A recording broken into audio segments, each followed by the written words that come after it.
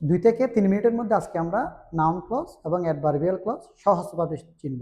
ঠিক আছে? Okay fine. দেখো এখানে বলা হচ্ছে I know where he lives. যদি আন্ডারলাইন যুক্ত ক্লজটির এখানে আমরা ইট বসিয়ে এটাকে রিপ্লেস করা যায়, অর্থাৎ বাক্যটি যদি যুক্তিসঙ্গত হয়, ইট বসিয়ে মানে অর্থগত হয়, তখন এটা নাউন ক্লজ, আর যুক্তিসঙ্গত না হলে এটা অ্যাডভার্বিয়াল ক্লজ। আই নো ইট, আমি ইহা জানি কোথায় সে বসবাস করে। এই যে আমি ইহা জানি কোথায় সে বসবাস করে, তাহলে বাক্যটা অর্থগত হচ্ছে না।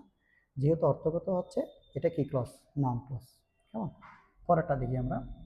বলা হচ্ছে I know why he was angry. আমি জানি কেন সে রাগান্বিত ছিল। এই জায়গার মধ্যে যদি এখন আমি ইট বসাই দিই, আই নো ইট, আমি ইহা জানি কেন সে রাগান্বিত ছিল। সো এটাও কি ক্লজ? Noun clause.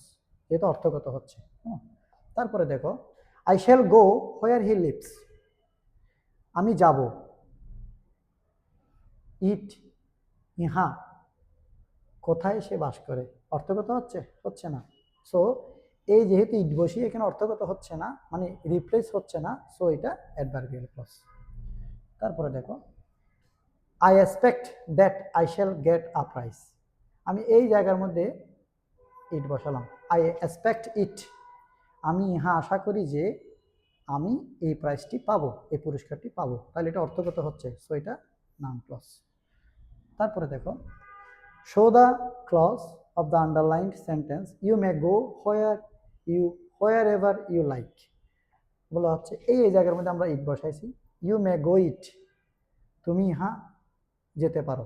অর্থগত হচ্ছে? হচ্ছে না। সো এটা হচ্ছে অ্যাডভার্বিয়াল ক্লজ। কিন্তু এখানে বলা হচ্ছে এটাকে অ্যাডভার্বিয়াল ক্লজ অফ প্লেস, এটাকে অ্যাডভার্বিয়াল ক্লজ অফ টাইম, এটাকে অ্যাডভার্বিয়াল ক্লজ অফ রিজন, এটাকে অ্যাডভার্বিয়াল ক্লজ অফ নাউন।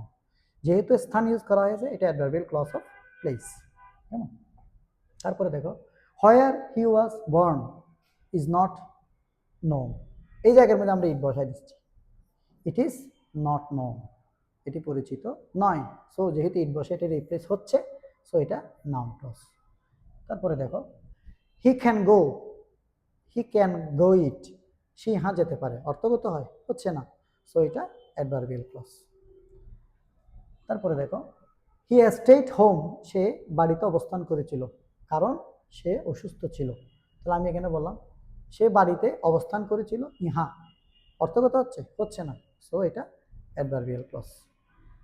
এবার দেখো বলা হচ্ছে which one of the following sentences contain a noun clause. এটা তোমরা কমেন্টে উত্তর দাও।